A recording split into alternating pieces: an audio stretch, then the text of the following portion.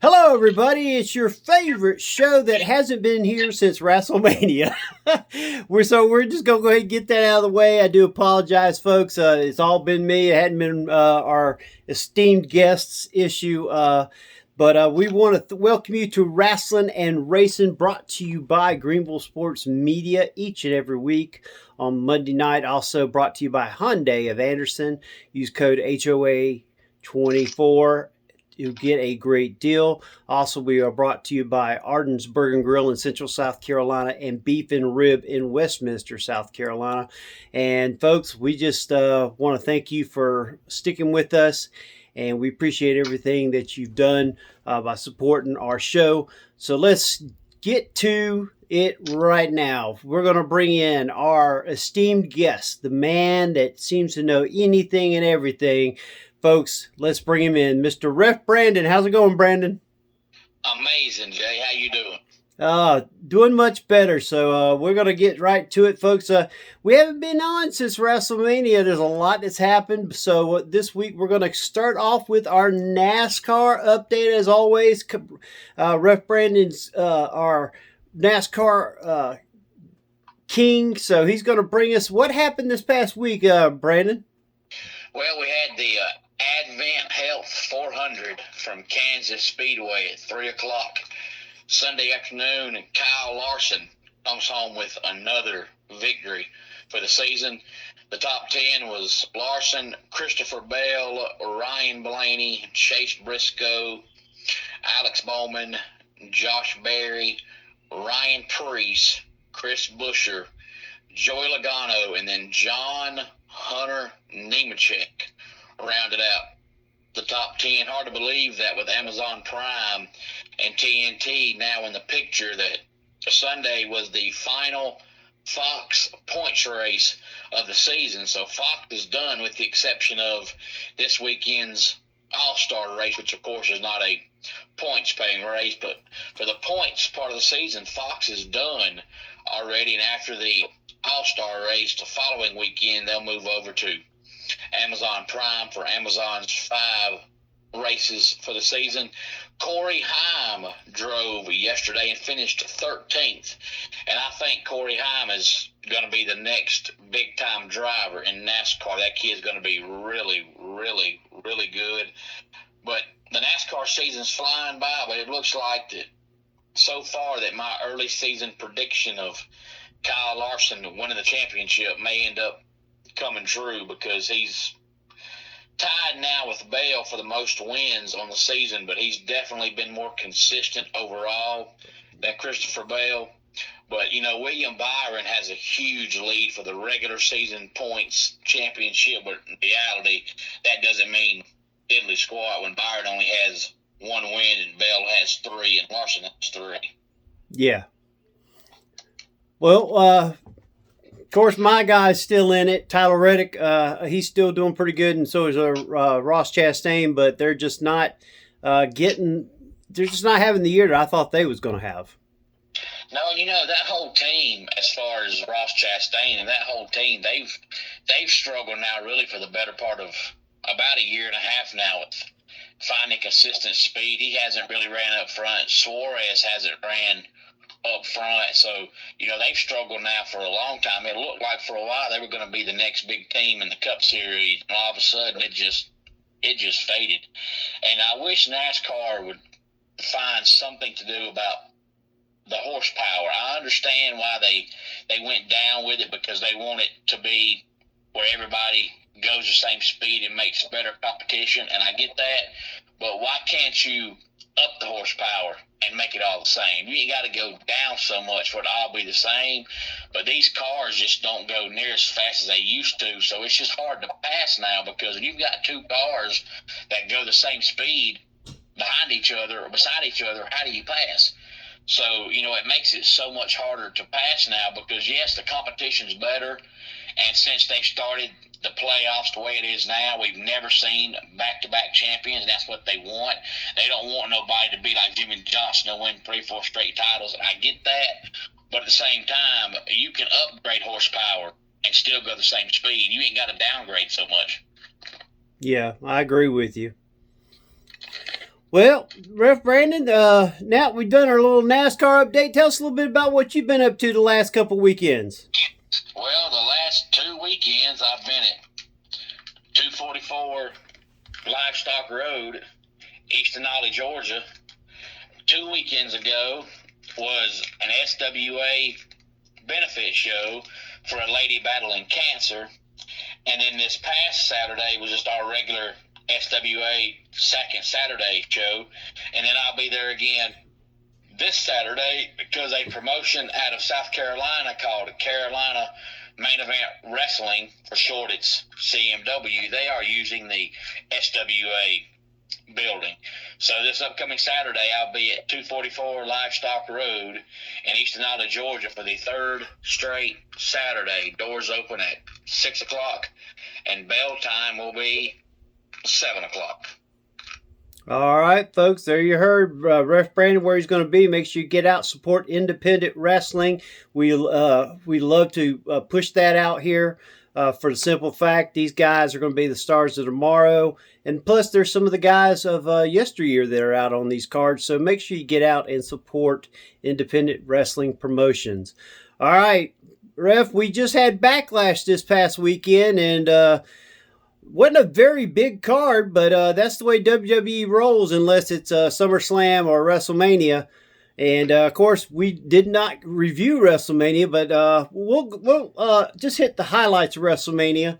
Ref, we saw something that I said that was going to happen, and that was Seth freaking Rollins winning the main event over CM Punk and Roman Reigns when Mr. Paul Heyman turned on both his guys, and his reason was CM Punk put him in a bad situation against Roman Reigns.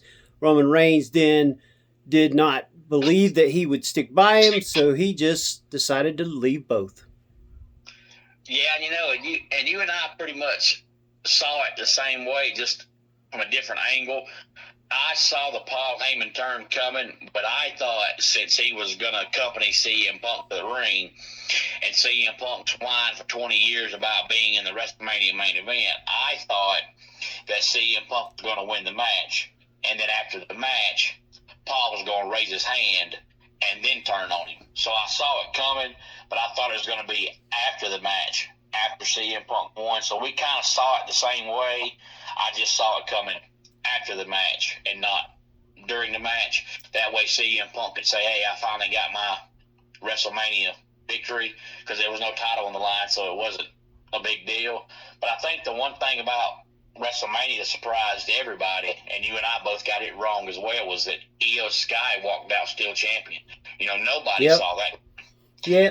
And and she's a phenomenal wrestler. She really is. Oh yeah. But I just thought since she was in there with Bianca and Rhea that there was no way she was going to walk out with that belt. But apparently they must be really high on her because she looked good at Mania. And she kept the belt.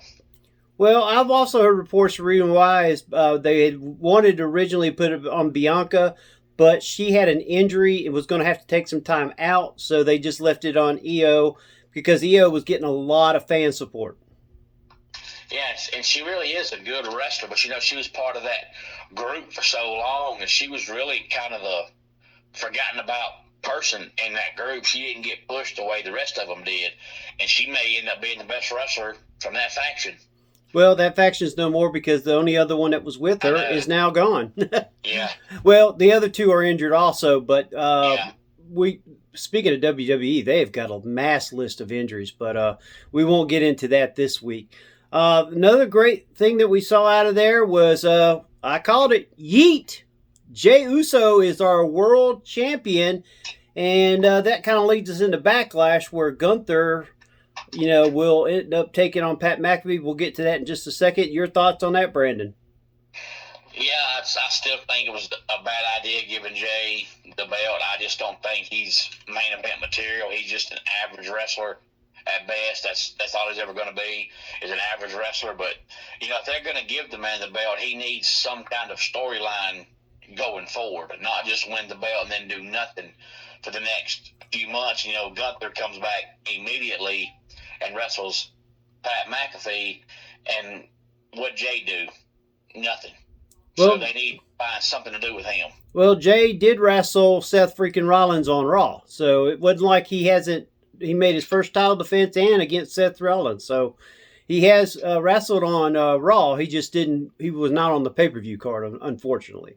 Yeah, and I wasn't surprised about Backlash because it's only been 3 weeks since WrestleMania, and you can't really build up a massive card in 3 weeks' time. Yeah. So if anybody really thought Backlash was going to be really great, they're out of their mind because you ain't got enough time to do that.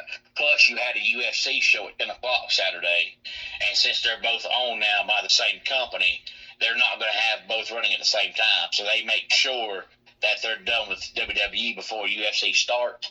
And they had 5 matches and it ran until 9:30 Eastern time, so they really couldn't have had any more matches. You're going to throw a 5-minute match out there, but it was good. But being that WrestleMania just happened, nothing really out of the ordinary happened. That's about what I expected. Yep, and we both got John Cena beating Cody Rhodes, and of course Cody Rhodes is now taking his time off to heal some wounds and also spend some time with family. I think he's supposed to be back by SummerSlam. Well, all right, folks, let's get into Backlash. It was not a huge card, but we do want to hit it. We had the 4-way for the United States Championship. Jacob Fatu defeats LA Knight, Damian Priest, and Drew McIntyre. This match was little wild. The biggest spot was Damian Priest taking Drew McIntyre and doing the choke slam outside of the ring on a looks like a giant podium that was built from the side that they quote said was the sound thing. But why would it be there with a 2 sets of tables sitting beside it, and they go through the tables, both of them eliminate each other, and then Cobb comes out of nowhere. That's right, Cobb from AEW, and just him and Sikoa, and they get rid of LA Knight, and Jacob Fatu gets the win, but does not join his 2 guys that helped him get the win. Yeah, and if you noticed, they didn't say Jeff Cobb's name because supposedly they're going to change his name, and I'm sure they're going to try to make it sound more Hawaiian and more Samoan. Jeff Cobb's the most basic name in the world. But, Jacob Fatu, and I've said this before, but he's the best wrestler in that family, and it's not close. I mean, that man can flat out wrestle, especially to be his size. That man can go, and he looks so mean, so the part he's playing is great. That man can flat out wrestle. All right, and then we go from that to a match that was thrown together also because of a quick turn that we found out is Becky Lynch is the reason why Bayley is supposedly gone, though there's reports that Bayley is leaving WWE. We have not confirmed that yet. Lyra Valkyrie beats Becky Lynch and retains her IC championship. And she should have. Becky Lynch, first of all, is ugly as homemade soup. But second of all, she just came back from an injury and taking time off and all that kind of good stuff. And she's done everything you could do. So she doesn't need to come back and get a belt this fast. And I think Lyra Valkyria has a huge future. She's going to be really, really, really good. She's a good wrestler. All right, then we leave that match and go to Dominic Mysterio, who is now went from the most hated wrestler to one of the most popular, even though they still got him as a heel, defeats Penta in less than 10 minutes to retain his title. And they said the best part of the match, which I liked, was Dominic Mysterio's suicide dive into a tornado DDT outside the ring. Yes, Dominic, he's supposed to be a heel, and he's still with that heel faction. But when he won at WrestleMania, the crowd went crazy. So if you notice in that match Saturday night, he had the outside interference because they're making him cheat to win, trying to make him get booed. And for whatever reason, the crowd just loves him.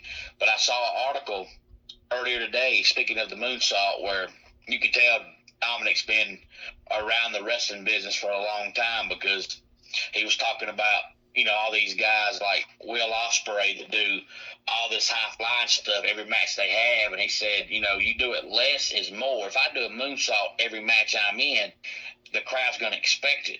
But when I just do it every now and then, it stands out because you forget about it when you only see it once every 5 or 6 months. You see it every doggone week. It's fresh on your mind. And I thought, you could tell at his young age that Dominic's been around forever because in the wrestling business, the old school mentality is always less is more, and Dominic is thinking from that perspective. He's got a beautiful moonsault. Oh, yeah. And then we go to the match that was also thrown together, and that's Gunther versus Pat McAfee. I kind of knew this match was going to be Gunther. You don't have Pat McAfee get a win over Gunther. I don't care if they're doing the story. That would just, I think, would have just really buried Gunther to have that happen. Gunther beats McAfee up basically this whole match. McAfee had a couple bright spots, but in the end, Gunther gets the win. And at the end, also, he actually gave McAfee a little bit of respect before leaving the ring. Yeah, he did. And Gunther made Pat McAfee look good, but of course that's because Gunther's the best wrestler alive today. But I really don't know what the point of this match was, other than maybe Pat McAfee said, "Hey, I want to wrestle a match," and they agreed to do it here. The match didn't mean nothing, but you're not making Gunther look stronger by beating Pat McAfee. You're not making Pat McAfee look weak by losing to Gunther. So to me, it's a pointless match. But for Backlash, it was okay. All right, and then we get to our main event, and folks, we kind of briefed over it with John Cena beating Cody Rhodes. This match was considered the Legend versus the Legend Killer, the final match between Cena and Orton, and Cena defeats Orton for the win. This match had a lot of weird stuff happen there at the end and really took away from the match. It was actually an A match until the end, and after that, it just became a B match. Your thoughts, Brandon?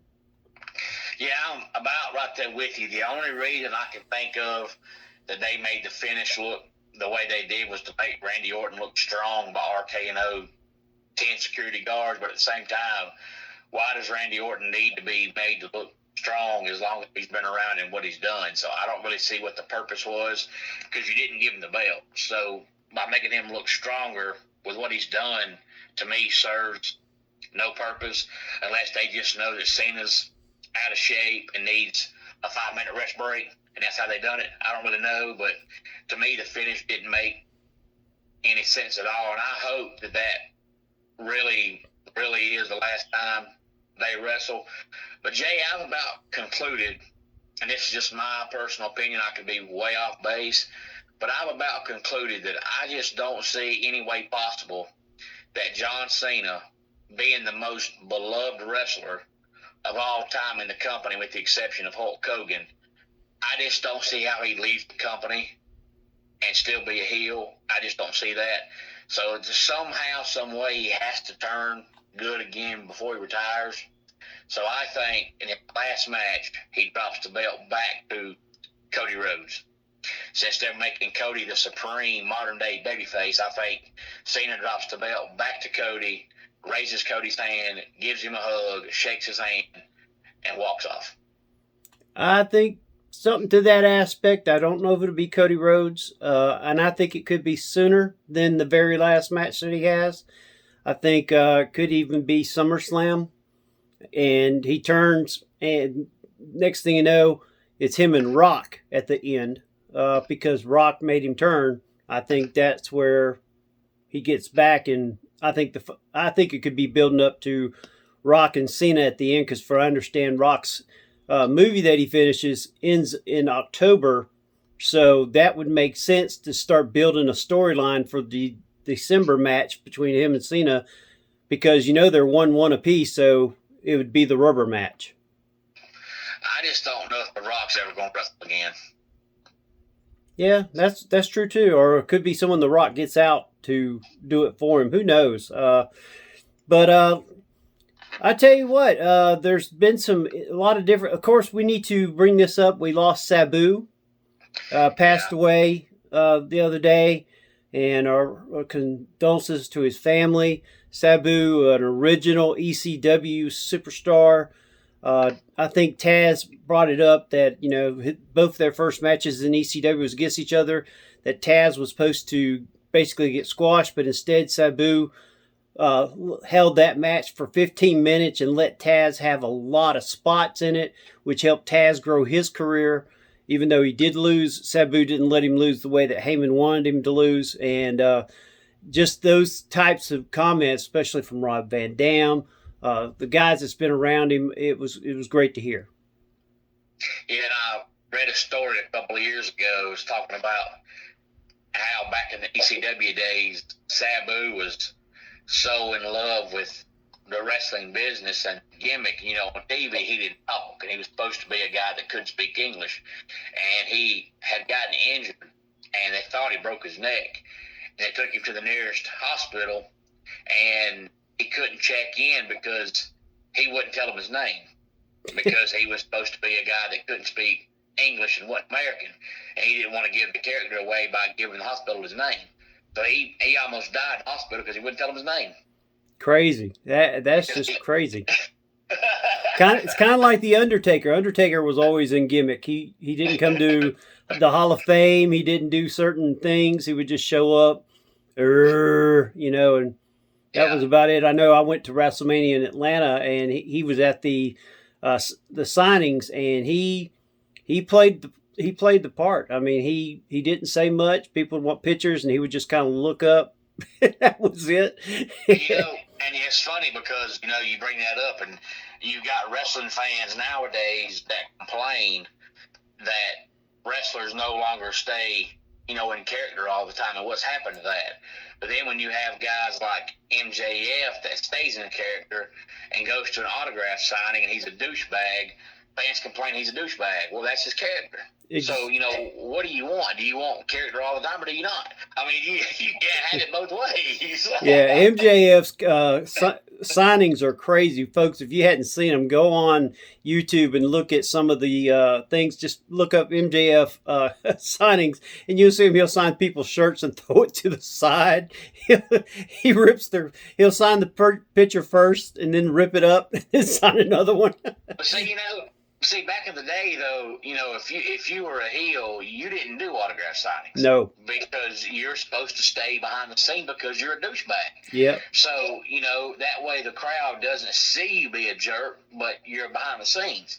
And still, most independent shows you go to this day, most of the ones I do, they have tables with merchandise, but it's always the good guys. The bad guys, once the door's open, you stay backstage. You don't sign autographs. You don't take pictures because you're hated. Yeah. It's crazy, I tell you.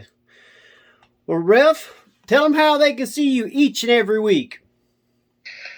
On YouTube, just about each and every day. Matter of fact, since it was Mother's Day weekend and I was busy all weekend, I posted 2 videos today. So I post just about every single day under Ref Brandon and the Todd family. I talk wrestling, football, baseball, basketball, NASCAR, and then I do top 10 countdowns. Some are about sports, some are about wrestling, some are about movies, music, food, vacation spots. You just never know. There you go. And next week's show might be on Tuesday. Ref Brandon might not be available for us on Monday, so we might do it Tuesday. Right now, we're not sure, but we'll be on either Monday or Tuesday next week.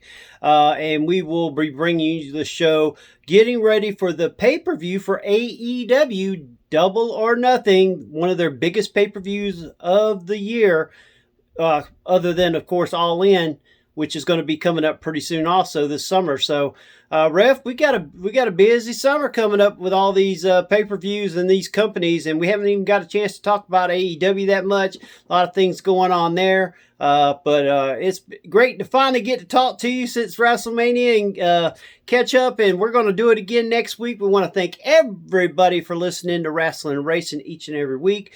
Also, we want to thank, of course, our sponsors, Hyundai of Anderson, code HOA24, get you a good deal there. Also, we want to thank Beef and Rib in Westminster, South Carolina. Ardensburg and Grill in Central South Carolina, Pepsi Cola, all of our sponsors. And of course, we are brought to you by Greenville Sports Media. And we want to thank you for joining us this week on Rasslin and Racin. This is Jay. He's Ref Brandon. Great speaking to you.